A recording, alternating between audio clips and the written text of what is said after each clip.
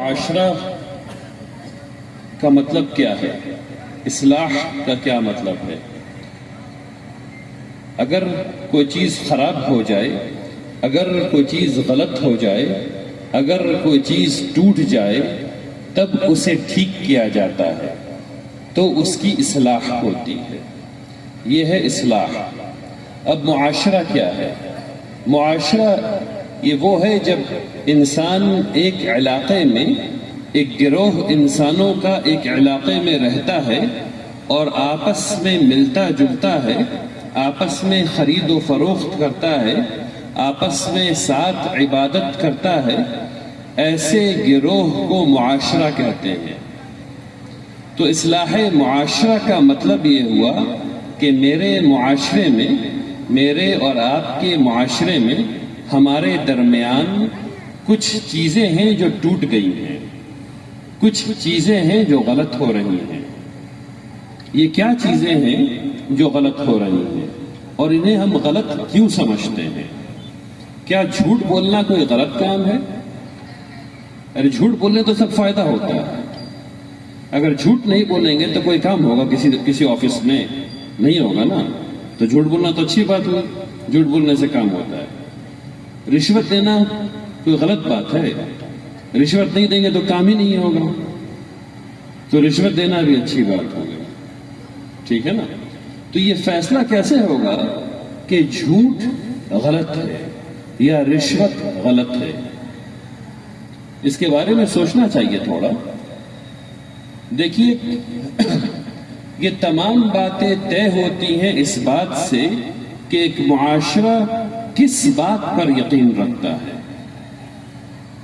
اگر میں اور آپ اس بات پر یقین رکھتے ہیں کہ یہی بس زندگی ہے اور یہیں تک رہنا ہے اور اس کے بعد کچھ نہیں، مرنے کے بعد کچھ نہیں، تو پھر معاملہ ختم۔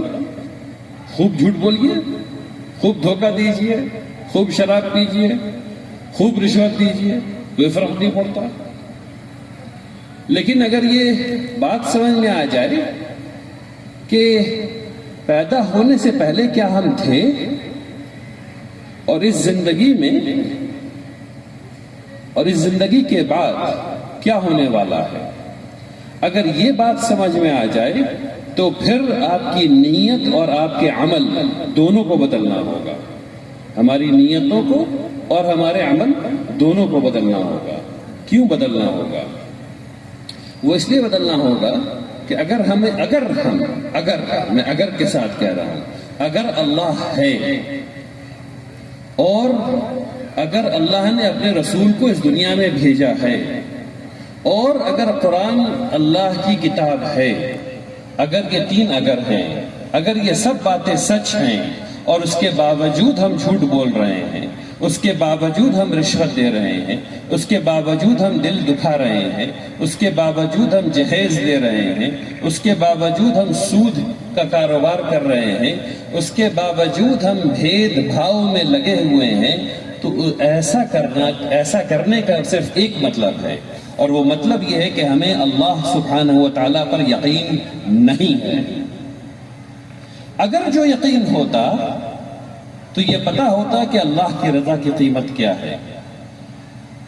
اگر جو یقین ہوتا تو یہ پتا ہوتا کہ اللہ سبحانہ و تعالیٰ کی رضا کا بدلہ کیسے ملنا ہے، اور اگر رضا نہیں ہے تو وہ بدلہ کیسے ملنا ہے۔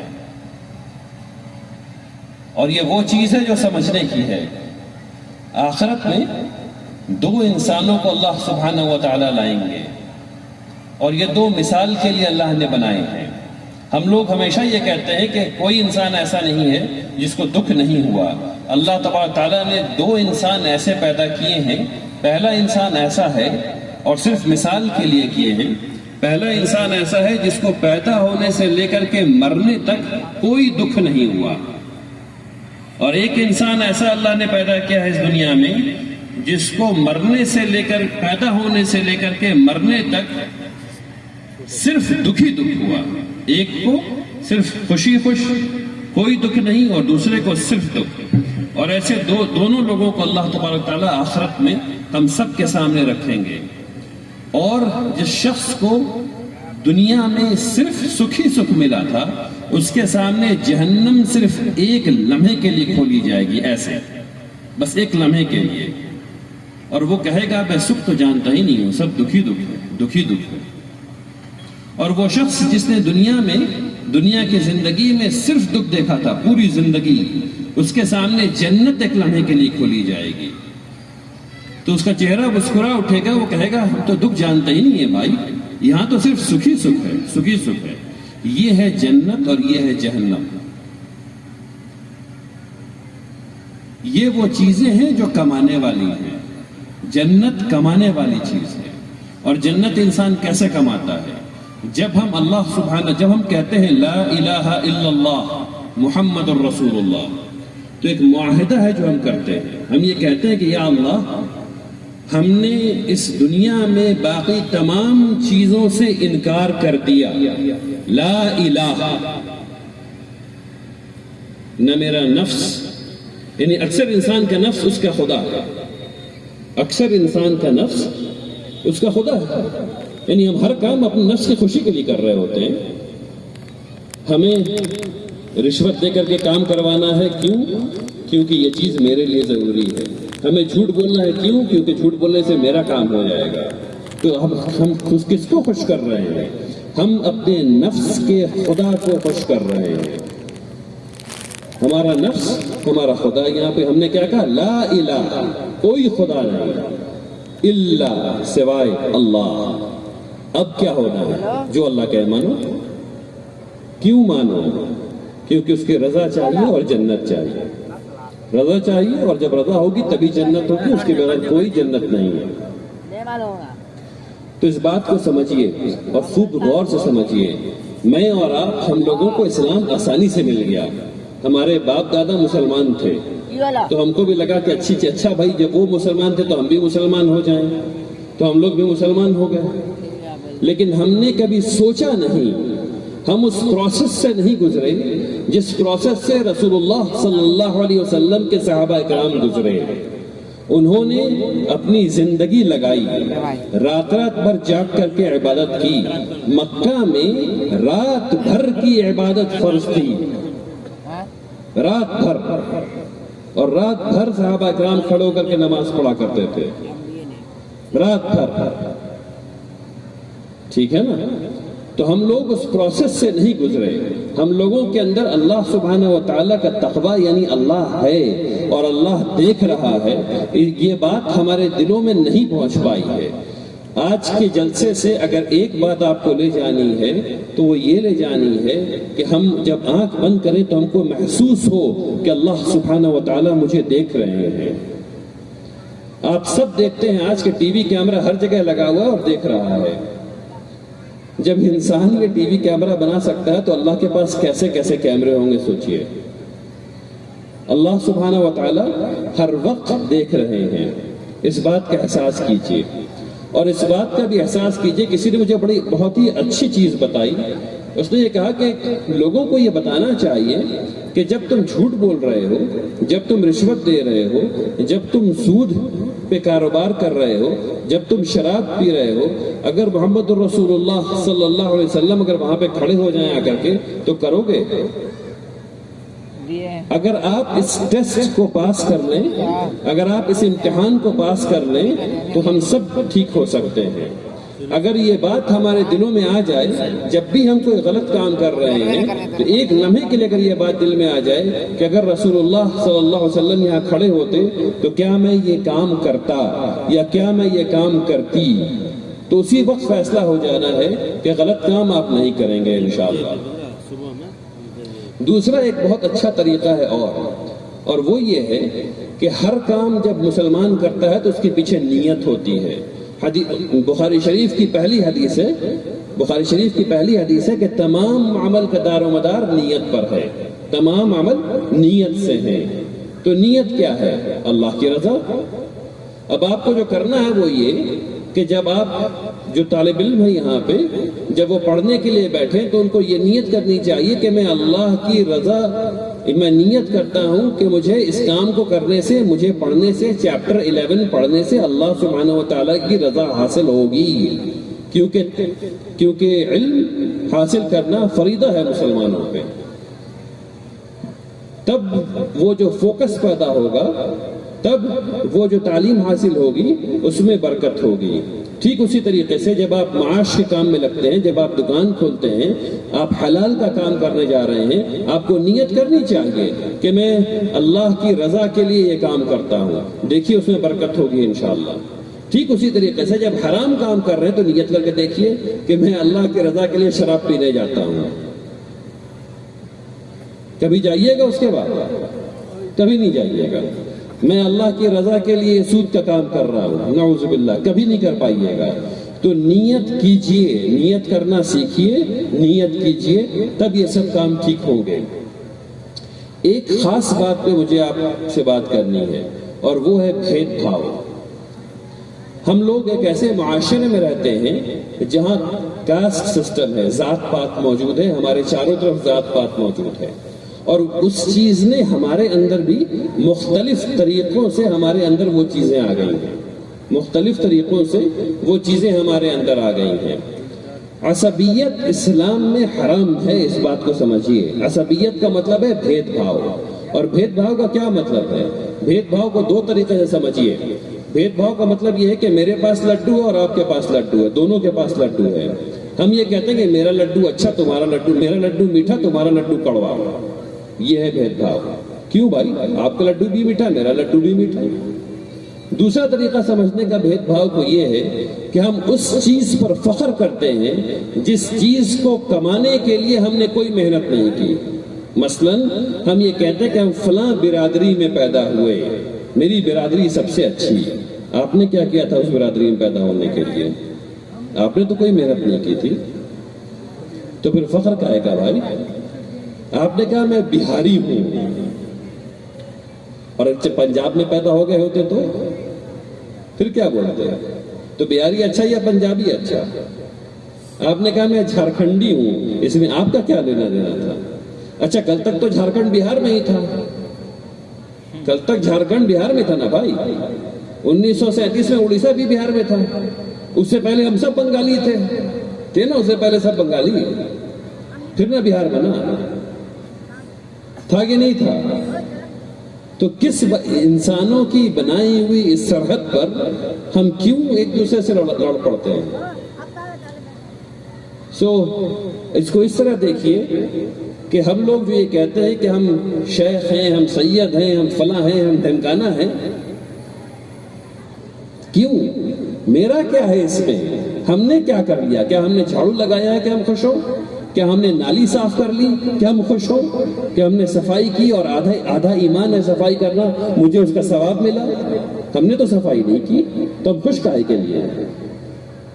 ہم نے تو اپنے گھر کے سامنے روڈ پر جھاڑو نہیں دیا ہے، تو ہم خوش کائے کے لیے ہیں بھائی؟ ہم کو کس چیز پہ فخر ہے؟ بات سمجھنے کی ہے. فخر اس چیز پر ہوتا ہے جو آپ نے اپنے ہاتھ سے کمائی ہے، آپ نے اللہ سبحانہ و تعالیٰ کی رضا کے لیے اپنے ہاتھ سے کمائی ہے. لیکن اس میں تو کوئی بھی چیز آپ کی نہیں ہے. پیدا ہونے میں کسی کو فخر ہے کہ میں گورا ہوں، اللہ نے کالا پیدا کر دیا ہوتا تو. کسی کو فخر ہے کہ میں پیلا ہوں، اللہ نے نیلا پیدا کر دیا ہوتا تو. بات سمجھ میں آ رہی ہے؟ تو اس چیز پر فخر نہیں کرنے کی جس میں آپ کا کوئی عمل دخل نہیں تھا. اس چیز پر فخر نہیں کرنا جس چیز پر آپ کا کوئی عمل دخل نہیں ہے. ہاں اگر آپ نے کچھ اچھا کام کر لیا ہے، اللہ کی رضا کے لیے کر لیا ہے، اور اس سے بہتری نکل رہی ہے، تو اللہ کے نزدیک سر جھکا دیجیے اور کہیے یا اللہ آپ کا شکر ہے کہ آپ نے یہ توفیق دی کہ میں اچھا کام کر سکا، آپ کی رضا حاصل کر سکا. یہ کہنے والی بات ہے. اور جب دل کی یہ حالت ہوتی ہے تو ٹھیک، الحمدللہ. لیکن ان سب چیزوں سے ہم لوگوں کو اوپر اٹھنا چاہیے. اب وقت آ گیا ہے کہ اللہ تبارک تعالیٰ نے ہم لوگوں کو ایک نام دیا تھا. ہم لوگوں کو اللہ نے یہ نہیں کہا تھا کہ تم سید ہو، تم پٹھان ہو، تم شیخ ہو، تم انصاری ہو، تم یہ ہو، تم وہ ہو. اللہ نے کہا تھا تم مسلمان ہو، صرف مسلمان. آپ سے جب کوئی پوچھے تم کون ہو تو آپ یہ نہیں کہہ سکتے کہ میں بہاری ہوں، میں مدھوبنی کا ہوں اور یہاں ہوں، فلانا ہوں، ڈھمکانا ہوں۔ سب سے پہلے جو آپ کی تعریف ہے وہ ہے میں مسلمان ہوں، مدھوبنی میں رہتا ہوں، یہ والی بات ہے۔ پہلی تعریف جو آپ کی ہے وہ ہے مسلمان، اور وہیں پر اگر رک جائیں تو بہت اچھی بات ہے۔ تو یہ جو بھید بھاؤ اور یہ جو عصبیت ہے، اس سے ہم لوگوں کو دور جانے کی ضرورت ہے انشاءاللہ۔ کہیے انشاءاللہ۔ اصلاح معاشرہ کے عنوان میں اگر تعلیم کی بات نہیں کی جائے تو بہت خراب بات ہوگی۔ اس بات کو سمجھیے، ہم میں سے ہر 100 بچے میں 43 بچے ہمارے ان پڑھ ہیں، انگوٹھا چھاپ۔ میرے معاشرے میں یعنی آپ کے معاشرے میں ہر 43 بچہ، ہر 100 میں 43 بچے 43 بچے ان پڑھ ہیں، انگوٹھا چھاپ۔ اور جو سب سے پہلا لفظ قرآن میں آیا ہے وہ اقرأ، پڑھو۔ اس کا مطلب کیا ہے؟ اس کا مطلب یہ ہے کہ ہم لوگوں کو قرآن کریم پر اعتبار نہیں ہے۔ مطلب سیدھا سیدھا ہے، میں تلخ بات کہہ رہا ہوں، مطلب سیدھا سیدھا ہے۔ کبھی کبھی ہم لوگوں کو اللہ پر اعتبار نہیں ہے، کبھی کبھی ہم لوگوں کو رسالت پر اعتبار نہیں، کبھی کبھی ہم لوگوں کو قرآن پر اعتبار نہیں۔ اگر جو ہوتا تو ایسا نہیں ہوتا، اگر جو ہوتا تو ایسا نہیں ہوتا، نہیں ہوتا نا بھائی۔ قرآن کا پہلا لفظ کیا ہے؟ پڑھو۔ اور ہم کیا کہہ رہے ہیں؟ 43 بچے کو مت پڑھو، تم پڑھنے کے لائق نہیں ہو، یہی بات ہے نا۔ تو قرآن پر ڈٹ جائیے، قرآن کے احکام پر ڈٹ جائیے، یہ اللہ کی کتاب ہے، اس میں ہر حرف صحیح ہے، اس میں کوئی کھوٹ نہیں ہے۔ قرآن پر ڈٹ جائیے اور ہر بچے کو پڑھائیے، ہر بچے کو پڑھائیے۔ کیوں؟ کیونکہ علم حاصل کرنا فریضہ ہے۔ بات سمجھ میں آئی سب کے؟ ٹھیک۔ اب چند باتیں جو ہیں وہ آپ سے مسجد کے سلسلے میں کرنی ہے۔ دیکھیے، مسجد جو ہے وہ اللہ کا گھر ہے، ہم سب جانتے ہیں۔ ہم سب 1000 دفعہ مختلف تقریروں میں یہ سن چکے ہیں کہ مساجد بنانا یا مسجد بنانا، جو بھی انسان مسجد بناتا ہے اللہ سبحانہ و تعالیٰ اس کے لیے جنت میں گھر بناتے ہیں۔ ہم سب لوگ مختلف حدیث کے ذریعے اس بات کو جانتے ہیں کہ مسجد بنانے کا فائدہ کیا ہے، مسجد کتنی رحمت کی جگہ ہے، وغیرہ وغیرہ وغیرہ۔ میں آپ سے پوچھنا چاہتا ہوں، اور ہاتھ اٹھا کے جواب دینے کی ضرورت نہیں، صرف سوال ہے تاکہ آپ کے دل میں وہ دھکا دینا چاہتا ہوں جو بہت ضروری ہے۔ ہم لوگ یہ سمجھتے ہیں کہ مسجد، پوری مسجد بنائیں گے تب اللہ میاں گھر بنائیں گے، ایسا بالکل بھی نہیں ہے۔ یہ مسجد جب بن رہی تھی آپ کے پاس ایک موقع تھا کہ آپ اس مسجد کو بنانے میں مدد کرتے تاکہ اللہ تبارک و تعالیٰ آپ کے لیے جنت میں گھر بنائیں۔ یہاں بیٹھے ہوئے جتنے لوگ ہیں سب لوگ ایک اینٹا، صرف ایک اینٹا اس مسجد میں لے جا کے دے سکتے تھے اور جنت میں اپنا گھر بنوا سکتے تھے، لیکن ہم نے ایسا کیا نہیں۔ میں نے اور آپ میں سے بہت ڈھیر سارے لوگوں نے ایسا کیا نہیں۔ آپ کو اپنے آپ سے پوچھنا چاہیے کہ اللہ کی رضا مقصود نہیں؟ کیا ہم نہیں چاہتے کہ ہم اللہ سبحانہ و تعالیٰ ہم سے پیار کریں، اللہ ہم سے محبت کریں، اللہ ہم سے راضی ہو جائیں؟ تو اس مسجد، جب یہ مسجد بن رہی تھی تو اس میں ہم لوگوں نے ایک ایک اینٹ کیوں نہیں دی؟ جب یہ مسجد بن رہی تھی تو ہم لوگوں نے تھوڑا تھوڑا سیمنٹ کیوں نہیں دیا؟ ہم لوگوں نے ایک ایک چھڑ کا پیسہ کیوں نہیں دیا؟ وہ دے سکتے تھے نا بھائی۔ ہم لوگوں نے تھوڑی تھوڑی گٹی کیوں نہیں دی؟ اچھا چلیے وہ پیسہ نہیں تھا، ہاتھ تو تھے۔ مسجد نبی بن رہی ہے، رسول اللہ صلی اللہ علیہ وسلم اپنے ہاتھ سے مسجد بنا رہے ہیں اور تھک جا رہے ہیں۔ ابو بکر رضی اللہ تعالیٰ فرماتے ہیں یا رسول اللہ آرام کر لیجئے، لیکن وہ رکتے نہیں ہیں، وہ کام کر رہے ہیں۔ جب مسجد بنتی ہے میرے بھائیوں، میرے پیارے بھائیوں، جب مسجد بنتی ہے تو اس میں صرف مال سے مدد نہیں کرتے ہیں، ہاتھ سے بھی مدد کرتے ہیں۔ اینٹا ڈھوتے ہیں، سیمنٹ ڈھوتے ہیں، گٹی ڈھوتے ہیں، چھڑ اٹھانے میں مدد کرتے ہیں. اگر ہم ایسا کریں گے تب نہ یہ مسجد ہماری ہوگی، مسلمانوں کی ہوگی. بات سمجھ میں آ رہی ہے؟ اس بات کا خیال رکھیے کہ انشاءاللہ یہ آخری مسجد نہیں ہے، اس کے بعد بہت مسجد بننی ہے. ٹھیک ہے نا؟ اس کے بعد بہت مسجد بننی ہے. سب مسجد جو بنے اس میں حصہ داری کیجئے، تھوڑا تھوڑا، یا مال دیجئے یا مٹیریل دیجئے یا اپنا جسم دیجئے. تھوڑا تھوڑا کچھ نہ کچھ کیجئے اس میں، تاکہ یہ لگے کہ وہ آپ کی چیز ہے. کہ مسجد اللہ کا گھر ہے. اللہ تبارک تعالیٰ کو سب سے پسندیدہ جو چیز ہے دنیا میں، سب سے پسندیدہ جو گھر ہے دنیا میں، وہ مساجد ہے. ہم سب لوگوں کو پتا ہے. تو اس میں مدد کیجئے بنانے میں جب بھی مسجد بن رہی ہو انشاءاللہ. اب مسجد بن گئی ہے، مسجد کی تعمیر ہو گئی ہے. اسے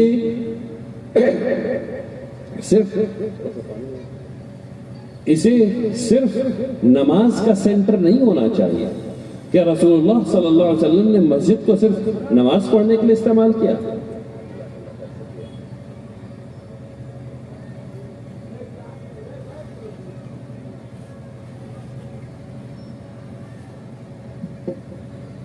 رسول اللہ صلی اللہ علیہ وسلم نے مسجد کو صرف نماز پڑھنے کے لیے استعمال نہیں کیا. دوسرے ملک کے سفیر آ رہے ہیں تو رسول اللہ صلی اللہ علیہ وسلم ان سے اپنے گھر میں مل رہے ہیں یا کسی اور جگہ مل رہے ہیں؟ یقیناً نہیں، مسجد میں مل رہے ہیں. صحابہ اکرام کو تعلیم دے رہے ہیں، کہاں دے رہے ہیں؟ مسجد میں دے رہے ہیں. افطار ہو رہی کہاں ہو رہی ہے؟ مسجد میں ہو رہی ہے. پلاننگ ہو رہی ہے کہاں ہو رہی ہے؟ مسجد میں ہو رہی ہے. قتال کے لیے پیسہ جمع کیا جا رہا ہے، کہاں جمع کیا جا رہا ہے؟ مسجد میں کیا جا رہا ہے. تمام کام مسلمان کا مسجد میں ہوتا ہے، تمام کام. اور مسجد ایک نفع بخش سینٹر ہوتی ہے مسلمانوں کے لیے. میں آپ سے گزارش کرنا چاہتا ہوں، یہاں ایک مسجد سامنے اور کئی مسجد ماشاءاللہ آپ کے ارد گرد ہے. تمام مساجد میں گرمی ہوتی ہے، لوگوں کو پیاس لگتی ہے. کیا ہم سب لوگ مل کر کے مسجد کے مسجد کے باہر ایسا جو آنے جانے والے لوگوں کو وہ جو چیز مہیا ہو، ایسا نل نہیں لگا سکتے جس میں ٹھنڈا پانی آ رہا ہو، جس میں ہر لوگ پانی پیئیں اس میں سے اور وہ مسجد سے فائدہ اٹھائیں؟ اس سے آپ کو بھی ثواب ملے گا اور دوسرے لوگوں کے دلوں میں آپ کے لیے محبت پیدا ہوگی. تو ہم لوگ پانی کا سینٹر لگا سکتے ہیں. کیا ہم لوگ مسجد کے باہر فریج نہیں لگا سکتے جس میں آپ کے گھروں میں جو کھانا اچھا پکا ہوا ہے لیکن زیادہ بن گیا ہے وہ لا کے رکھ دیں، 4 روٹی اور سبزی لا کر کے رکھ دیں، تاکہ اپنے لوگ اور غیر لوگ جو بھی ہیں جن کو ضرورت ہے کھانے کی، جو ہاتھ نہیں پھیلانا چاہتے ایسے، جن کی غیرت ہے، وہ آ کر کے مسجد کے اس فریج سے کھانا لے کے چلے جائیں. یہ ہم لوگ کر سکتے ہیں. مسجد میں کھانے کا انتظام بھی کیا جا سکتا ہے. ہم لوگ یہ کر سکتے ہیں کہ مسجد میں ایک ریک بنا دیں جس میں وہ کپڑے جو ہم استعمال نہیں کرتے ہیں اس کو دھلوا کر کے آئرن کر کے رکھ دیں کہ وہ لوگ جو ایسے ہاتھ نہیں پھیلانا چاہتے ہیں، اور مسلمان کو یقیناً ایسے ہاتھ نہیں پھیلانا چاہیے، وہ وہاں جا کر کے اپنے عزت کو بچا کر کے وہاں سے کپڑا لے سکتا ہے. ٹھیک یہی کام ہم جوتے کے ساتھ کر سکتے ہیں. آج ماشاءاللہ پیسہ آ گیا لوگوں کے پاس، 2 3 جوڑی جوتے ہیں جو اچھے ہیں لیکن ہم استعمال نہیں کر رہے ہیں. کہ ہم وہاں ایک ریک نہیں لگا سکتے مسجد کے باہر جہاں ہم یہ جوتے رکھ دیں، کوئی بھی آئے جس کو جوتے کی ضرورت ہے وہ دیکھ کر کے پہن کر کے لے جائے. اس طریقے سے ہم مسجد کو دوسرے لوگوں کے دلوں میں محبت قائم کرنے کا ذریعہ بھی بنا سکتے ہیں. بات کو سمجھیے، اس سے بہت زیادہ فائدہ پہنچتا ہے. اگر جب چیز نفع بخش ہو جاتی ہے تو بہت زیادہ فائدہ پہنچتا ہے. اور یاد رکھیے یہ اللہ کا قانون ہے کہ جو چیز نفع بخش نہیں ہوتی وہ ختم ہو جاتی ہے اور جو چیز نفع بخش ہوتی ہے وہ باقی رہتی ہے.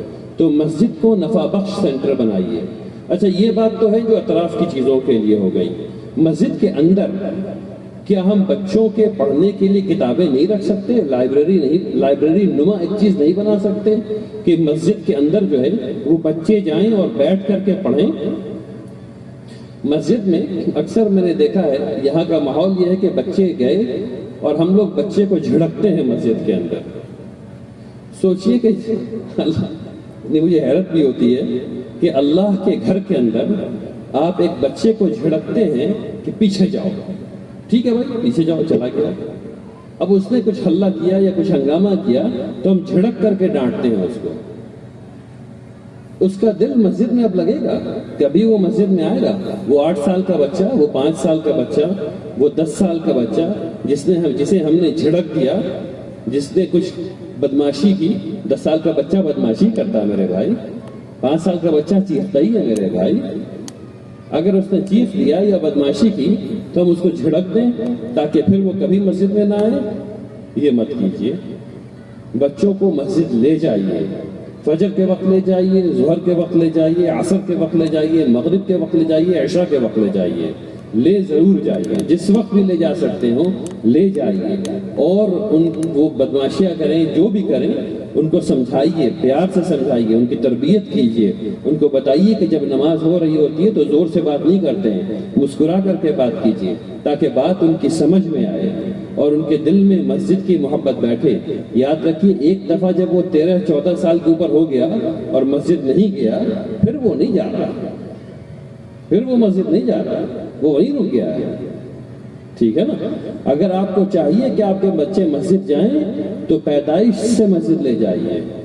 بہت چھوٹا جب بچہ ہو، جب اس نے چلنا سیکھا ہو، اس وقت سے مسجد لے جائیے اپنے ساتھ. زیادہ کیا ہوگا، ادھر ادھر کھیلے گا، بھاگے گا، صف میں آگے پیچھے کر لے گا، کرنے دیجیے، کوئی حرج نہیں ہے.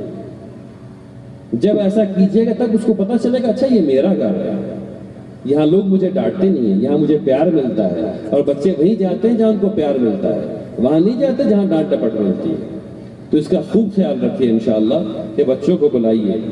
دوسری بات جو آپ سے کہنی ہے وہ یہ کہ ہم سب لوگ، ہم میں سے کوئی بھی ایک ایسا نہیں ہے جو نہیں کہے گا کہ مجھے محمد الرسول اللہ صلی اللہ علیہ وسلم سے محبت ہے.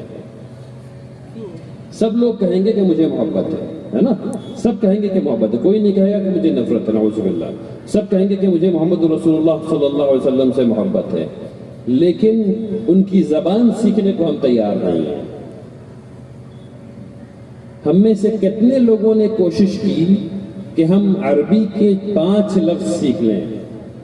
میں دعوت دیتا ہوں آپ تمام حضرات کو کہ آپ عربی کا صرف 5 لفظ اللہ کی رضا کے خاطر امام صاحب سے جا کے سیکھیے. آپ میں سے ہر آدمی 5 لفظ عربی کا سیکھ سکتا ہے. سیکھ سکتے ہیں نا بھائی؟ صرف 5 لفظ. جب 5 لفظ سیکھیے گا تو اللہ انشاءاللہ برکت دیں گے. وہ 5 50 ہوگا، 50 500 ہو جائے گا انشاءاللہ. تب قرآن جب پڑھیے گا تو سمجھ میں آئے گا.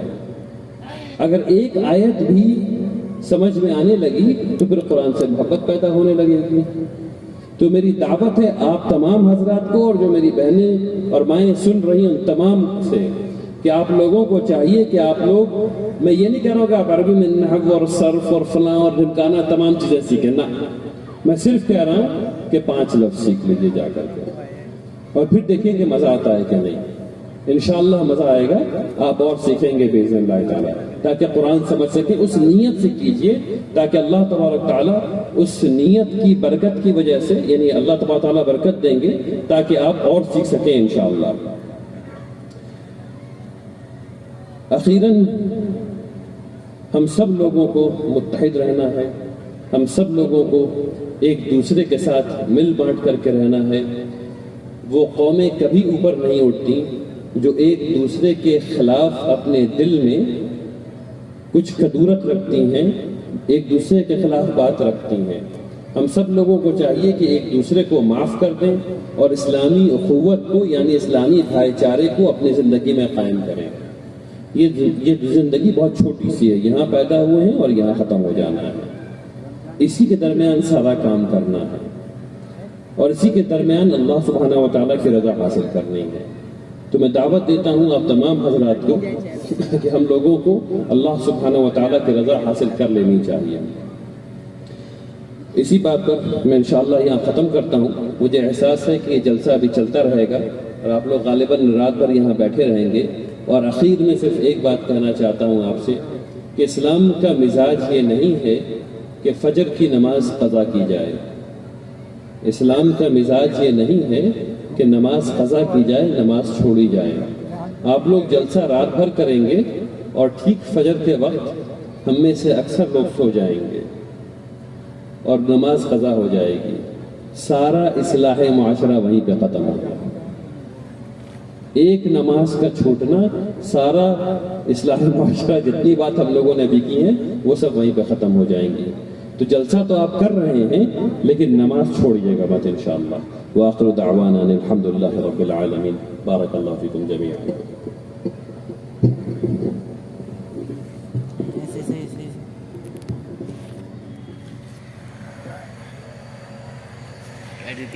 ماشاء